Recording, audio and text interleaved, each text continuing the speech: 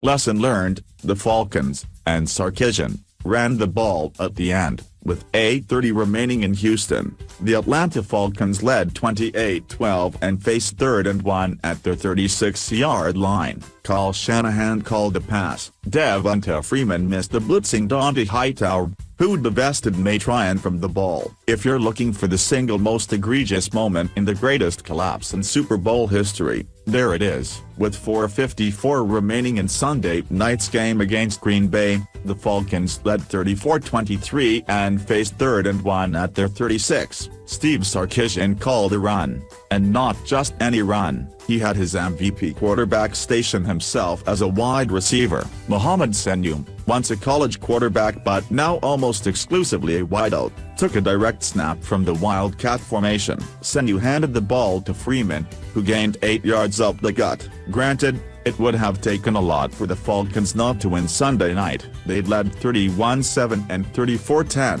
but they'd led the Super Bowl by even more, citing the most famous partial score in NFL annals, 28-3, and contrived not to win. But after taking that 25-point lead with 8.5 minutes remaining in the third quarter, the Falcons ran the ball 4 times, which still beggars belief. Here, however, is what the Falcons did against Green Bay. On their first possession after assuming a 24-point lead, their first 4 plays were runs. Only after they crossed midfield did Sarkisian order a pass. This series would end in Matt Bryant's 51-yard field goal. The Falcons held the ball for 5:14. On their next possession, their lead having been reduced to 18 points, they ran 4 times before throwing an incompletion. They punted after holding the ball for 3:07. On their next possession, the lead down to 11, 6 of their 9 snaps were runs. The Sanu Wildcat moment included 2 of the 3 passes came after they'd been penalized for false starts,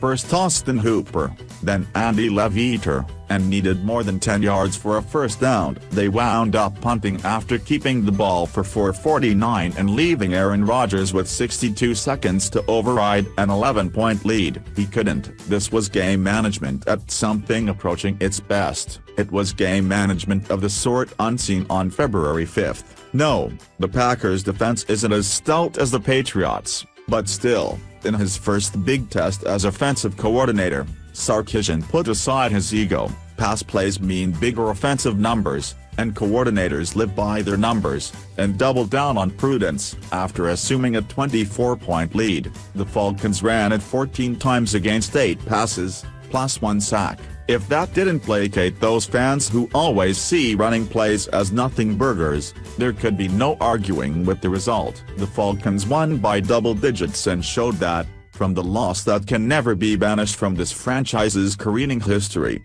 it at least learned something. Full disclosure, when I heard the Falcons' latest slogan, "All gas, no brakes," I cringed even more than when I hear any of their slogans. This one seemed oblivious to recent infamy. Dan Quinn's mantra of staying aggressive ultimately denied his team a Lombardi trophy. But, after Sunday night, I'm much relieved. Apparently no brakes doesn't mean no brains. The belief here is that Sarkisian's offense will never hit the heights that Shanahan's did, until, alas, it didn't. But the Falcons needed to score in bunches last year because their defense was nothing special until Quinn took hold of it late in the season. This defense is capable of holding up its end and even winning the occasional game. This team shouldn't need 40 points to feel safe. Sarkisian called a nice game in helping the Falcons assume that 24-point lead. What he did afterward was even better. Color me impressed. So please subscribe our channel for more videos.